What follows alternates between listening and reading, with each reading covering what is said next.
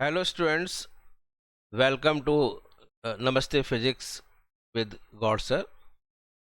Work power energy हमारा chapter चल रहा है बच्चों। और वर्क पावर एनर्जी में मैंने लास्ट इलास्टिक पोटेंशियल एनर्जी कराया है और उसके साथ हमने एक ब्लॉक अटैच करके स्प्रिंग के साथ उसकी काइनेटिक एनर्जी भी निकाली है, ग्राफ भी निकाला है और कुछ क्वेश्चंस कराए हैं। तो जो बच्चे आज ही ज्वाइन कर रहे हैं उनके लिए बता दिया जाए कि वर्क पावर एनर्जी का एक पूरा प्लेलिस्ट है, नाम भी उसका वर्क पावर एनर्जी है, तो आप उसमें वर्क पावर एनर्जी का प्लेलिस्ट से सारे वीडियोस देख सकते हैं। और Newton's laws of motion complete हो चुका है बच्चे, उसकी भी एक प्लेलिस्ट बनी हुई है, तो उसके भी आप सारे वीडियो देख सकते हैं। लिंक्ड होता है बच्चे, न्यूटन्स लॉज ऑफ मोशन देखो पहले, फिर वर्क पावर एनर्जी देखो। वर्क पावर एनर्जी का लास्ट पार्ट चलेगा, बहुत ही इंपॉर्टेंट है और एक दो क्वेश्चन हमेशा नीट में आते हैं, बहुत ही इंपॉर्टेंट है, उसको हम करते हैं। चलिए उससे पहले हमने नमस्ते कविता से रिक्वेस्ट करके आपके लिए एक मोटिवेशनल सॉन्ग की कुछ क्लिप्स ली हैं जो बच्चों को बहुत अच्छी लग रही है। तो चलिए सबसे पहले आप मोटिवेशन जो सॉन्ग है उसकी कुछ सेकंड्स की क्लिप देख लीजिए, then we will proceed to the video lecture. Okay, देखिए। ओरे मनवा तू क्यों मुरझा जब तेवर सही इरादे सही। ओरे मनवा क्यों तू डोला, तेरी ताल में कमी नहीं। आज भी तेरा है, कल भी तो तेरा है। बस तू हौसले कर ले बुलंद, अपनी सोच में उड़ान भर।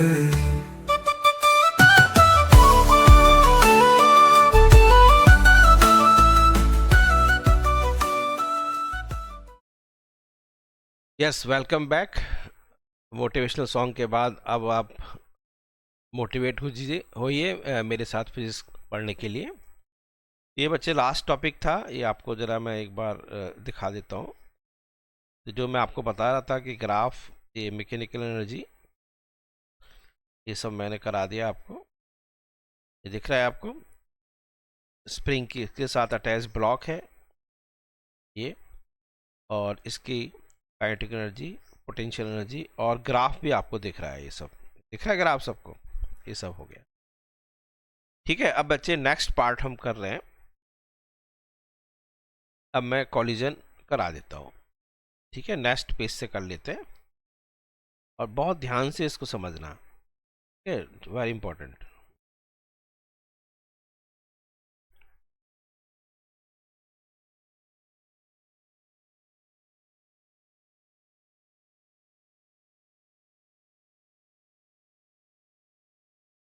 चलिए, अब हमारा टॉपिक का नाम है कॉलिजन।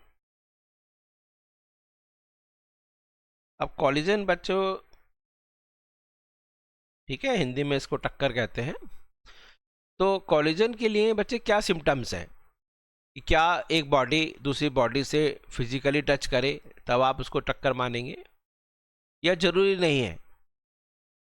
तो ध्यान रखना कि जैसे हमारे पास मैकेनिक्स के अंदर तो बच्चे एक बॉडी दूसरी बॉडी से फिजिकली स्ट्राइक करेगी तभी कॉलिजन होगा, लेकिन कुछ बच्चों को याद है कि एक है अल्फा पार्टिकल का गोल्ड न्यूक्लियस के पास से स्कैटरिंग होना, याद है? किसी को याद हो? ये गोल्ड न्यूक्लियस है, गोल्ड न्यूक्लियस। और अल्फा पार्टिकल बच्चे आ रहा है, अल्फा पार्टिकल भी आपको पता है पॉजिटिव चार्ज है, गोल्ड न्यूक्लियस का भी आपको पता है न्यूक्लियस के अंदर पॉजिटिव चार्ज है। तो अल्फा पार्टिकल आ रहा है आ रहा है आ रहा है किसी स्पीड से, जैसे ही गोल्ड न्यूक्लियस के पास आएगा तो क्या हो जाएगा बच्चे, इसका पाथ चेंज हो जाएगा। जरूरी तो नहीं फिजिकली इससे स्ट्राइक कर रहा है, मुझे बताओ क्या इसने अल्फा पार्टिकल ने गोल्ड न्यूक्लियस से स्ट्राइक तो ना किया है, कॉलिजन तो ना किया है, टक्कर, सॉरी, अल्फा पार्टिकल ने गोल्ड न्यूक्लियस से फिजिकली टच तो ना किया है, दूर से ही उसने अपना रास्ता बदल लिया। समझ में आ रहा है? तो एक बच्चा जो है, छोटा बच्चा नटखट शोर मचाता हुआ, है नहीं, उछलता कूदता जा रहा है, तभी उसके दादाजी दिख गए। उसके दादाजी को दूर से देखकर ही यदि उसने अपना रास्ता बदल कर सीधा सीधा हो गया, इसका मतलब दादाजी ने से उसका टक्कर हो गई है। समझ में आ गया?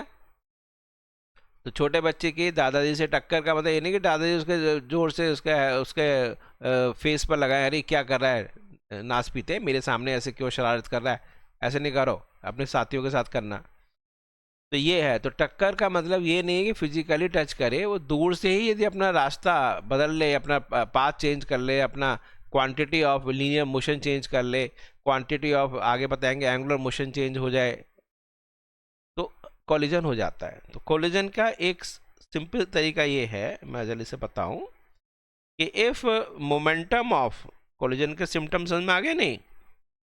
तो कोलिजन कब कहेंगे? If momentum of a quantity of motion of, if momentum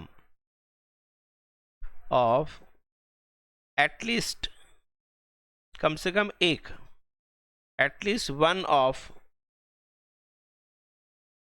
approaching bodies, यानी उनमें से कम एक बॉडीज कितनी भी आ रही हो, if momentum of at least one of approaching bodies, बहुत डीप पढ़ा रहा हूं आपको, is suddenly changed, यानी इंग्लिश थोड़ा अच्छे से लिखना चाहो तो एब्रप्टली लिख सकते हो, सडनली चेंज्ड, यदि ऐसा हो जाए तो कॉमा कॉलिजन हो गया, तो collision has occurred, has taken place. आपको समझ में आ गया बच्चे या नहीं है? यदि momentum of at least one of approaching bodies is suddenly abruptly change, the collision has taken place. ये कॉलिजन का सिम्टम्स हैं। अब होता क्या है देखो जरा एक बार, कि हमारे पास एक बॉडी ये है, एक और मैं कंसेप्ट बताऊं कि एक सपोजिंग बॉडी ये है, इसको चलो मैं इससे सिंबल ऐसे ले लेता हूं, थोड़ा सा बड़ा सा ले लेता। एक बॉडी बच्चे ये है, ये दिख रही है आपको, और एक बॉडी ये है।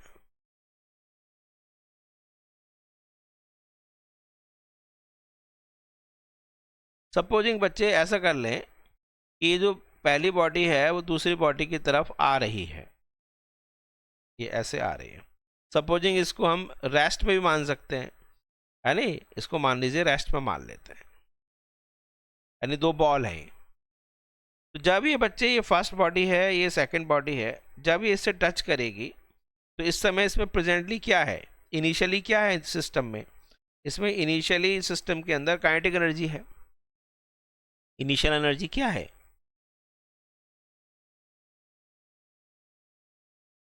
इनिशियली हमारे पास सिस्टम के अंदर क्या है बच्चे? काइनेटिक एनर्जी है। अब जब ये फर्स्ट बॉडी सेकंड बॉडी से स्ट्राइक करेगी तो बच्चे देखो होता क्या है, तो ये इस तरह से सिचुएशन हो जाती है, ऐसे। कुछ समझ में आ रहा है क्या कहना चाह रहा हूं मैं? यानी फर्स्ट बॉडी और सेकंड बॉडी, मतलब मैं काफ़ी दिखा दिया है इसको, इतना डिफॉर्मेशन कर दिया है मैंने, तो ये नहीं कि आपको दिखेगा इतना डिफॉर्मेशन, मतलब मैंने उसको बहुत एग्जरेटेड करके दिखाया है, यानी काफ़ी ज़्यादा करके दिखा दिया है। तो अब आप देखिए बच्चे फिर हो क्या रहा है यहाँ पर, ये फर्स्ट बॉडी और ये सेकंड बॉडी, यहाँ पर इसमें डिफॉर्मेशन हो रहा है, यानी देयर इज डिफॉर्मेशन।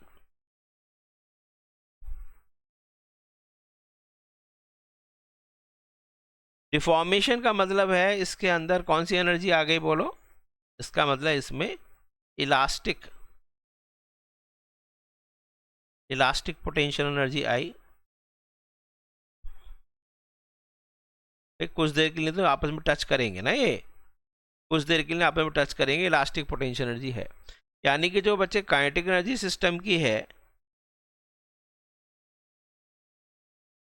ये कुछ समय के लिए ए पार्ट ऑफ इट, यानी वो पोटेंशियल एनर्जी में, इलास्टिक पोटेंशियल एनर्जी में चेंज होगा।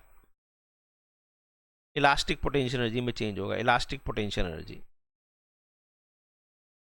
ठीक है, अब हो क्या रहा है, जरा जरा देखना बच्चे कि फर्स्ट बॉडी ने सेकंड बॉडी को क्या किया होगा बच्चे, बोलो, फोर्स लगाया होगा F21। अब 2 क्या, मैंने न्यूटन्स लॉज ऑफ मोशन बताया कि 2 जो है 1 को छोड़ देगा क्या? अरे सब लोग वीर सुभाष हैं, पत्थर का जवाब पत्थर से, तो टिट फॉर टैट। तो 1 ने यदि 2 को पिंच किया है तो 2 ने 1 को पिंच किया अपोजिट डायरेक्शन में। तो F21 और F12 आपको पता है पेयर ऑफ फोर्सेस हैं, और ये बच्चे थोड़ी देर के लिए लग रहे हैं माने डेल्टा टी समय के लिए। तो क्या होगा बोलो कि F21 डेल्टा टी के लिए लग रहा है, तो यानी कि force into time interval impulse लगा इस पर, यानी impulse on 2 due to 1। Similarly बच्चे 2 भी 1 पे इम्पल्स लगाएगा, F12 into delta t is the impulse on J12, यानी J12 हो गया। तो यहां पर ड्यू टू, ध्यान से देखो, ड्यू टू इम्पल्स यानी J12 यानी कि F21 इंटू डेल्टा टी, ये हो गया। ये क्या करेगा, this will try to change the, बोलो, इम्पल्स चेंज द मोमेंटम, तो it tries to change the momentum.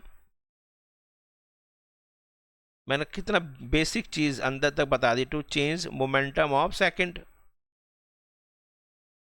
To change momentum of second body. And similarly जो F12 है, F12 इंटू डेल्टा टी, यानी ये आपके पास ट्राई टू चेंज, आया बच्चे समझ में, क्वांटिटी ऑफ मोशन, मोमेंटम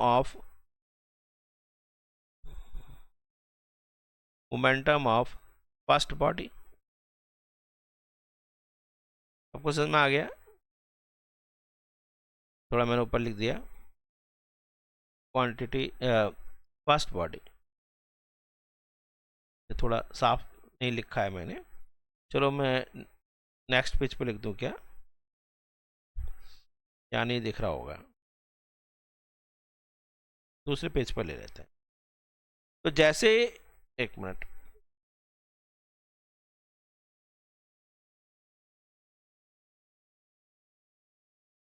तो जैसे टक्कर लगेगी बच्चे, सबसे पहले तो क्या होगा कि जो काइनेटिक एनर्जी सिस्टम की है वो डिफॉर्मेशन वाली एनर्जी में आ जाएगी, यानी कि इलास्टिक पोटेंशियल एनर्जी में कन्वर्ट होगी।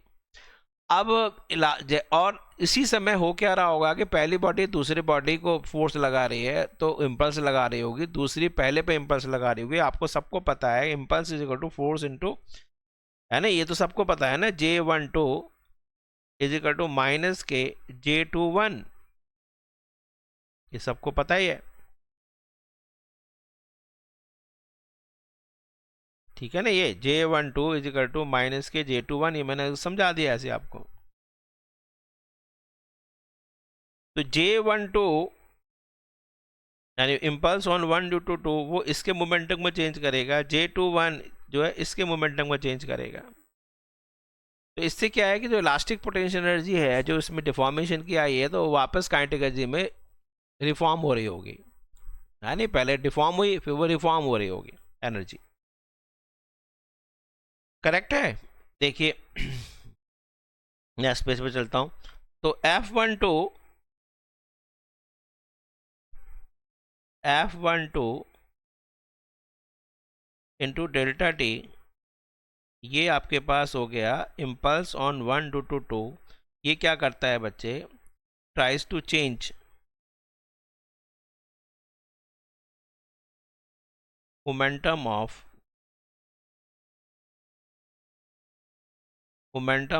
First body.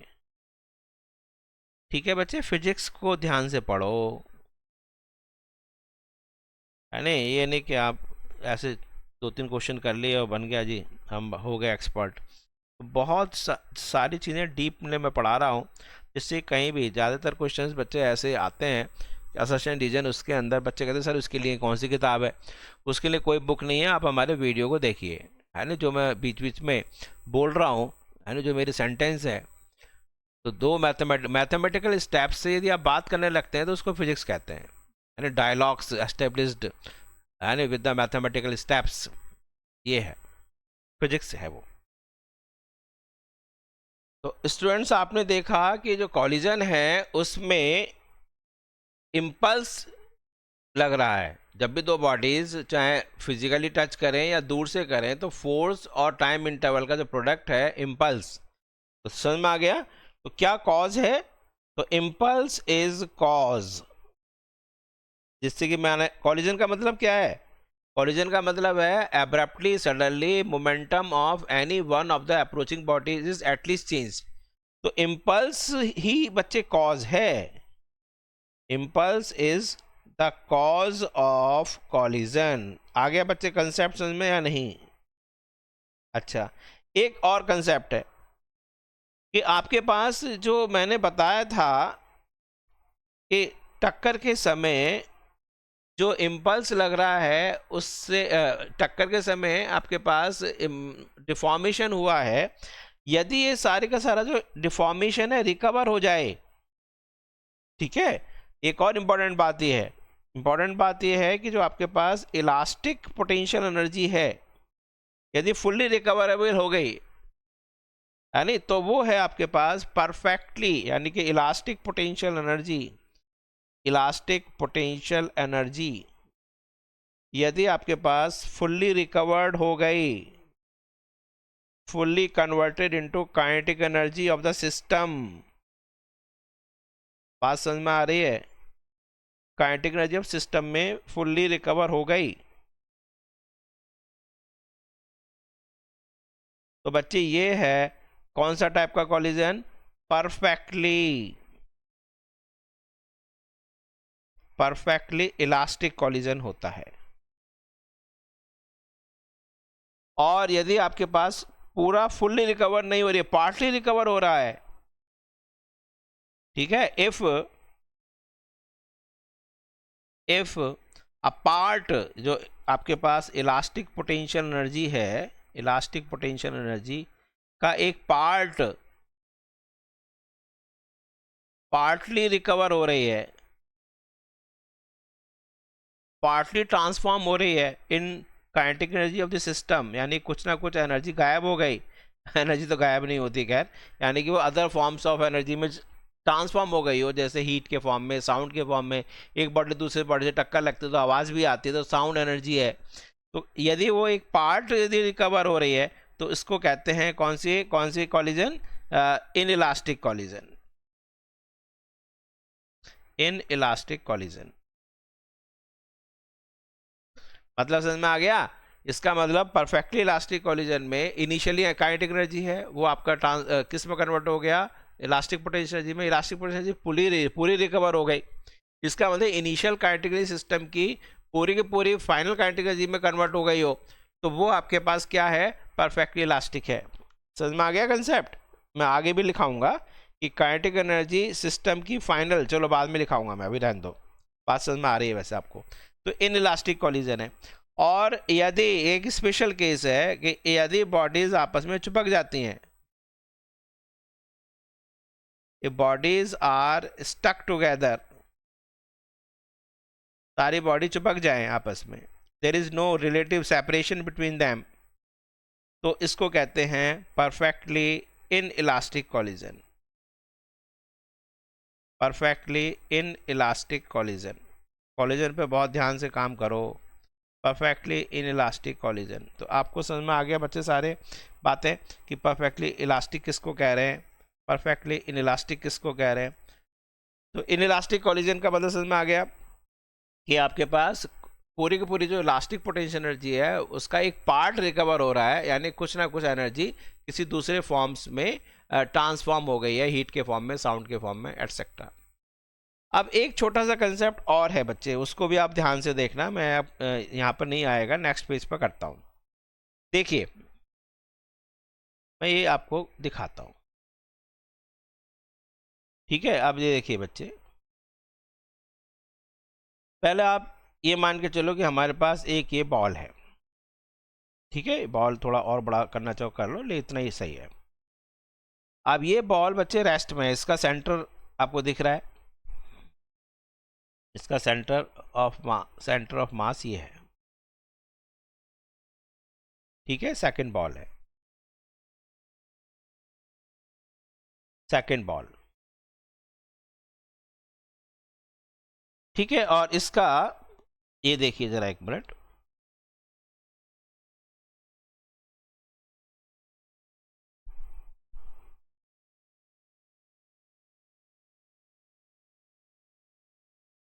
दूसरी बॉल बच्चे अब ये है जिसका सेंटर ये है, ये जो दूसरी बॉल है ये बच्चे इससे, एक मिनट,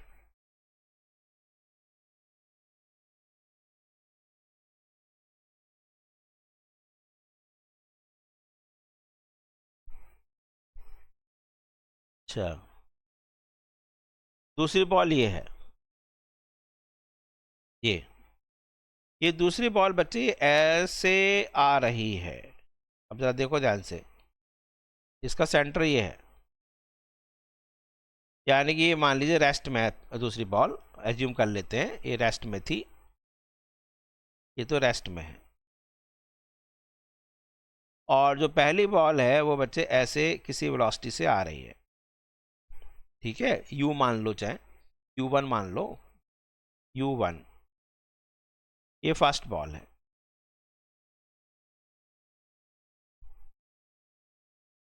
इनका जरा ध्यान से देखना बच्चे, लाइन ऑफ मैं सेंटर ऑफ मास का, ये देखो इनके बीच में दिख रहा है आपको। तो हो सकता है कि ये बच्चे ये भी जा रही हो, ये भी बॉडी वेलोसिटी जा रही है, मैंने अज्यूम कर लिया कि ये हमारा रेस्ट में है, ये बच्चे आ रही है। इन दोनों के सेंटर ऑफ मास की जो वेलोसिटी, इसकी वेलोसिटी तो है नहीं, सेंटर ऑफ मास की वेलोसिटी के बीच में जो सेपरेशन है, इसको जरा देखो बच्चे ध्यान से, ये इसको ले रहा हूं मैं बी, बी को कहते हैं, मैं बताऊंगा आपको, बी को कहते हैं इम्पैक्ट पैरामीटर। बहुत डीपली पढ़ रहे हैं आप, इम्पैक्ट पैरामीटर, इससे करने से क्या, 12th का एक चैप्टर है एटम, उसके अंदर भी आता है ना, अल्फा पार्टिकल और उसके बीच में। तो B is the impact parameter. Impact parameter क्या है बच्चे, जरा डेफिनेशन बोलो। It is a separation between the shortest distance between, shortest distance लिखो ज़्यादा अच्छा रहेगा, the shortest distance, the shortest distance between velocity vectors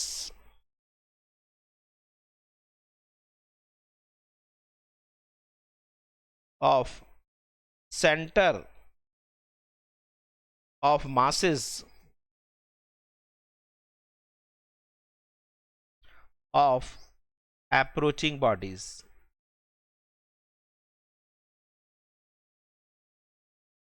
of approaching bodies। समझ में आया? तो ये आपके पास इम्पैक्ट पैरामीटर। अब बच्चे एक काम और देखो जरा, कि जब ये इससे टच करने वाला है, ये जरा देखो, ये आपके पास आ रहा है, ये दिख ही रहा है आपको, ये बच्चे यहाँ इससे टच करेगा नहीं यहाँ पर,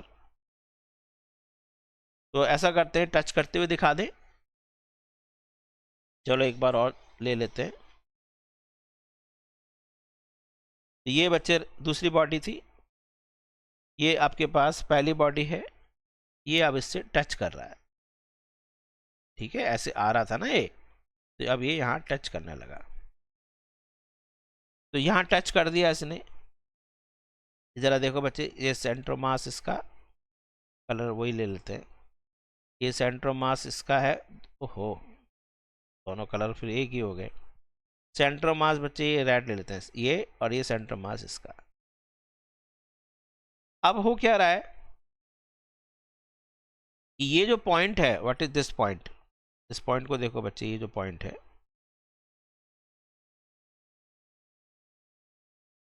ये पॉइंट ऑफ कांटेक्ट हुआ, ये पॉइंट ऑफ कांटेक्ट है बच्चे। ये जो है आपके पास, ये इनका ये कॉमन, एक जरा ध्यान से देखना, ये एक आपके पास कॉमन टेंजेंट है, this is a common tangent या नहीं, इनके सरफेसेस को टच करते हुए। बहुत हाई क्लास चीज बता रहा हूं आपको, this is a common tangent,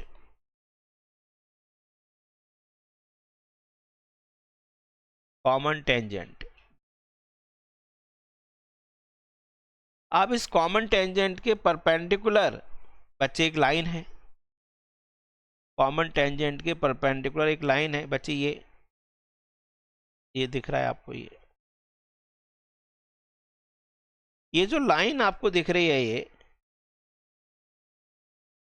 first ball बच्चे, ये फर्स्ट बॉल ही आ रही थी ना, ये आप देख रहे थे, आपको फर्स्ट बॉल ही तो आ रही थी, ये फर्स्ट बॉल ही तो आ रही है बच्चे U1 से, और ये बच्चे इसका लाइन ऑफ इम्पैक्ट है B, ये U1 से बच्चे आ रही है U1, ये इम्पैक्ट पैरामीटर है। ये जो बच्चे दिख रहा है, ये इसको कहते हैं लाइन ऑफ इम्पैक्ट, ध्यान रखना, line of impact, this is called line of impact. तो ये बच्चे आपको ये समझ के चलो कि आपने कैरम खेला है, तो कैरम में आप स्टार्टिंग जब करते थे कैरम की, तो बच्चे ये आपके पास कैरम मैन जिसको गोटी कह रहे हैं आप, और ये बच्चे स्ट्राइकर है, तो इसका सेंटर और इसका सेंटर दोनों को एक ही लाइन में रखते थे ऐसे, इम्पैक्ट पैरामीटर आपका 0 था। बाद में फिर आपने क्या करना शुरू किया कि आपने थोड़ा कट खेलना शुरू किया, है ना, स्लांट खेलना, थोड़ा ऑब्लिकली आप स्ट्राइकर से उसको, कैरम मैन को जो गोटियां हैं उसको मारते थे। तो वो चीज़ हम समझा रहे हैं कि आपने स्टार्टिंग जो किया उसके दोनों के सेंटर्स को एक लाइन में रखा, फिर बाद में दोनों के सेंटर्स को एक लाइन में रखकर थोड़ा स्लांट रख दिया, ये मैं दिखाने की कोशिश कर रहा हूँ। तो ये जो लाइन है आपके पास, ये इसको कहते हैं लाइन ऑफ इम्पैक्ट, और लाइन ऑफ इम्पैक्ट की तरफ ही ध्यान रखना, मोमेंटम चेंज होता है, वेलोसिटी चेंज होती है, वेलोसिटी चेंजेस, मोमेंटम चेंजेस, ये क्वेश्चन आता है, आया भी है नीट में, है नहीं, ध्यान रखना, मोमेंटम चेंजेस, ठीक है। और इधर की तरफ बचे जो आपके पास कॉमन टेंजेंट है, जो लाइन ऑफ इम्पैक्ट के जो परपेंडिकुलर है, नो चेंज इन मोमेंटम,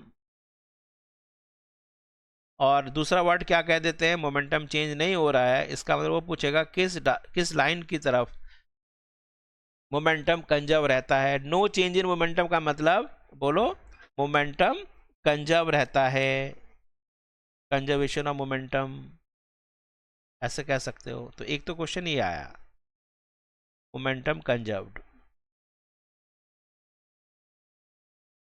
बच्चे दिख रहा है सबको, मैं थोड़ा इधर करके दिखा देता हूँ। तो मोमेंटम कंजर्व्ड कहाँ पर हुआ, देख लिया, ये मोमेंटम कंजर्व्ड, मैं दोबारा लिख देता हूँ, मोमेंटम कंजर्व्ड। तो मोमेंटम कंजर्व कहाँ पर है, अलोंग दिस लाइन, समझ में आ रहा है। एक जब आपका ये बॉल इससे स्ट्राइक कर रही है, तो बच्चे ये पॉइंट ऑफ कांटेक्ट है, ये पॉइंट ऑफ कांटेक्ट है, पॉइंट ऑफ कांटेक्ट का दोनों के सरफेस का ये कॉमन टेंजेंट है, ये कॉमन टेंजेंट है। कॉमन टेंजेंट के परपेंडिकुलर जो है बच्चे वो लाइन ऑफ इम्पैक्ट है, लाइन ऑफ इम्पैक्ट जिसको बोलते हैं, लाइन ऑफ इम्पैक्ट की तरफ ही वेलोसिटी वेक्टर चेंज होता है, मोमेंटम वेक्टर चेंज होता है, और उनका जो कॉमन टेंजेंट है उसकी तरफ ना कोई वेलोसिटी वेक्टर चेंज होगा, ना ही कोई मोमेंटम चेंज होता है। तो जब आप बच्चे यहाँ से बॉल को हिट करते हैं, ये जो बॉल आ रही है आपके पास, ये बॉल, ये जब बॉल आ रही है बच्चे, ये स्ट्राइकर है ना, ये स्ट्राइकर इसको हिट कर रहा है, तो देखो बच्चे ये जो है ना, इसको इधर जाना ही पड़ेगा, और इसको घूम घाम कर ये इधर चला जाता है, ऐसा हो जाता है ना खेल। तो ये मैंने आपको कैरम खेलना सिखाया। और जो इम्पैक्ट पैरामीटर ये बच्चे बताता है कि किस टाइप की टक्कर होगी। भाई ये देखो दोनों के सेंटर्स, यदि B0 है, यदि B0 यानी कि इसका सेंटर ये और ये दोनों एक ही लाइन में है, तो उसको हम कहेंगे कि हेड ऑन कॉलिजन है, यानी टक्कर के पहले और टक्कर के बाद वो एक ही लाइन में चलेंगे। दूसरा होता है two dimensional collision, oblique collision. उसके लिए इम्पैक्ट पैरामीटर बी जो है वो 0 से ज़्यादा होना चाहिए, और उनके रेडियस, ये देखो बच्चे क्या है, इसकी रेडियस मान लेना कुछ बॉल की, मान लीजिए स्फेरिकल बॉल है, इनकी रेडियस r1 है और इसकी रेडियस r2 है। तो इम्पैक्ट पैरामीटर की जो वैल्यू है ये b, ये बच्चे r1 प्लस r2 से तो कम ही है। ISS में थोड़ा सा अच्छा लेवल है। आगे चलो, आसान देखो मैं बताऊं कि आपके पास एक जो टाइप्स ऑफ कॉलिजन में यदि हेड ऑफ कॉलिजन पूछ रहा है कि हेड ऑफ कॉलिजन कैसे होगा, हेड ऑन कॉलिजन,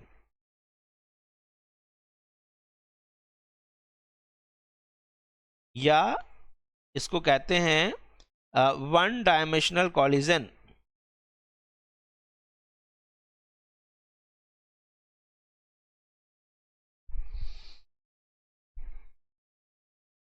जो बच्चे 12th क्लास में हैं, जो वीडियो देख रहे हैं, उनको थोड़ा सा आई ओपनिंग होगी कि अरे यार ये भी चीज़ होती है क्या।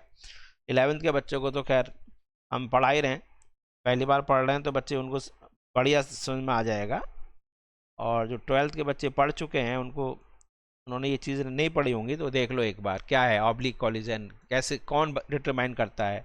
क्वेश्चन आएगा which parameter determines the head on collision और oblique collision.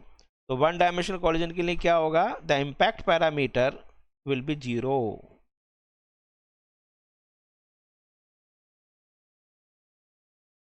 Impact parameter b will be 0। दूसरा आपके पास है, नेक्स्ट है oblique collision.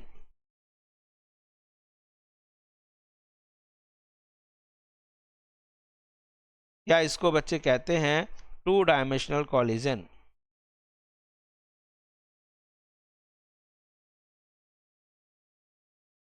Two dimensional collision थोड़ा गंदा गंदा आ रहा है लिखा, टू डायमेंशनल कॉलिजन। थोड़ा मैं तेज़ी से लिख रहा हूँ जिससे कि ज़्यादा चीज़ें बता सकूँ, तो मैं दोबारा से लिख देता हूँ। टू डायमेंशनल कॉलिजन, कुछ बात नहीं बन रही है। ओके, तो टू डायमेंशनल कॉलिजन के लिए क्या होगा कि जो इम्पैक्ट पैरामीटर है बी विल बी 0 से ज़्यादा और less than r1 plus r2, इनकी सम ऑफ रेडियस से कम कर लेते हैं। ये और ये कंडीशन थोड़ा याद रखना। तो मैंने आपको बता दिया बच्चे, ऑब्लिक कॉलिजन और हेड ऑन कॉलिजन में कौन सा पैरामीटर डिटरमाइन करता है, वो बच्चे करता है कौन सा, इम्पैक्ट पैरामीटर।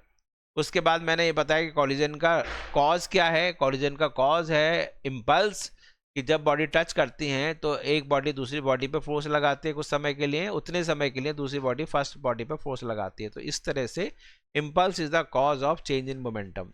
एक और सबसे स्पेशल बात बताई मैंने कि जब बॉडीज स्ट्राइक करती हैं तो जो काइनेटिक एनर्जी है वो ट्रांसफॉर्म हो जाती है इन इलास्टिक पोटेंशियल एनर्जी, और इलास्टिक पोटेंशियल एनर्जी यदि फुल्ली रिकवर हो जाए तो उसको कहते हैं परफेक्टली इलास्टिक, और यदि पार्टली रिकवर होती है तो उसको कहते हैं इलास्टिक, और यदि आपके पास बॉडी चिपक जाती है तो उसको कहते हैं परफेक्टली इनइलास्टिक कॉलिजन। तो किसी ने देखा भी, एक सुना भी होगा, bandit like Beckham. Bandit like Beckham है, बैकम ने एक बॉल को हिट किया था, इंग्लैंड प्लेयर है, बहुत अच्छा इंग्लिश प्लेयर, बहुत नाम है। तो बॉल को जैसे हिट किया तो बॉल जा रही है, अचानक गोलकीपर के पास जाने के बाद, गोल पोस्ट में जाने से पहले ही क्या हो गया था, उसने ट्रेजेक्ट्री चेंज करी। आ रहा है नहीं, ये चीज़ बहुत पिक्चर बनी है, बहुत सारे इस पर साइंटिस्ट ने पता नहीं क्या क्या ग्राफ बना बना के सोचा। तो लेकिन हमें पता है कि हुआ क्या था कि बॉल को जब हिट किया होगा, ये बच्चे बॉल है, ठीक है, ये बॉल है आपके पास फुटबॉल, और ये बच्चे उसका मान लीजिए फुट है, यानी स्पाइक्स भी हैं, ये बैकम का फुट है। तो जब इसने इसको हिट किया होगा तो हुआ क्या होगा, तो इसने बच्चे ये वाला, ये तो आपको मोमेंटम दिख ही रहा है, ये लीनियर मोमेंटम है। अब जो गोलकीपर है ध्यान देना, उसकी बहुत बुरी हालत रहती है, हमेशा मैच के बाद गोलकीपर को सैक कर दिया जाता है, बेचारा वो करे क्या। उसको उसको उसको फिजिक्स की यदि कोई फिजिक्स समझे तो पता उसके उसके बेचारे की परेशानी समझ में आ जाएगी। तो अब जब बैकम ने फुटबॉल को हिट किया होगा तो बच्चे यहाँ से इसमें डिफॉर्मेशन आ गई होगी, कहीं ना कहीं से तो डिफॉर्मेशन तो आई होगी। तो जो इम्पैक्ट है उसने क्या किया होगा कि इस बॉल को बच्चे क्या कर दिया होगा, डिफॉर्म कर दिया होगा, ये डिफॉर्म हो गई। तो अब जो गोलकीपर यहाँ पर बैठा हुआ है बच्चे, यहाँ पर उसको बच्चे ये तो दिख रहा है कि बॉल आ रही है, बॉल आ रही है, बॉल आ रही है, लेकिन बच्चे उसको ये नहीं दिखा कि यहाँ पर इसमें डिफॉर्मेशन भी है। तो बाद में जब ये डिफॉर्मेशन रिकवर हुई होगी, ये जो बच्चे इलास्टिक पोटेंशियल एनर्जी है, ये बच्चे जब रिकवर होगी, किसमें रिकवर होगी बोलो, सॉरी, ये जो रिकवर होगी ये बच्चे काइनेटिक एनर्जी में रिकवर होगी। तो इसने सारा खेल बिगाड़ दिया कि कहाँ कैसे रिकवर हुई, कहाँ पर काइनेटिक एनर्जी आई, कहाँ वेलोसिटी और आ गई। तो इससे जो है वो ट्रेजेक्ट्री चेंज कर लेती है। तो सारा खेल कॉलिजन में आपके पास डिफॉर्मेशन होना, इलास्टिक पोटेंशियल एनर्जी का आना और वापस में उसका रिकवर हो जाना, यही सारा खेल है। ठीक है, तो आज मैंने आपको कॉलिजन स्टार्ट किया है, छोटा सा टॉपिक मैंने कराया है कि इसमें मैंने कॉज के बारे में जाना है। और अब बच्चे नेक्स्ट पीरियड से नेक्स्ट जो लेक्चर होगा उसमें मैं डिटेल में इसका मैथमेटिकल पार्ट करता हूँ। तो इसको जल्दी से रिवाइज कर लीजिए, छोटा सा पार्ट रखा है मैंने, और इसलिए जान के मैंने इसके लिए स्पेशल रखा है जिससे कि आपको कॉलिजन का डीप कंसेप्ट आ जाए। ठीक है, I end the meeting, be connected.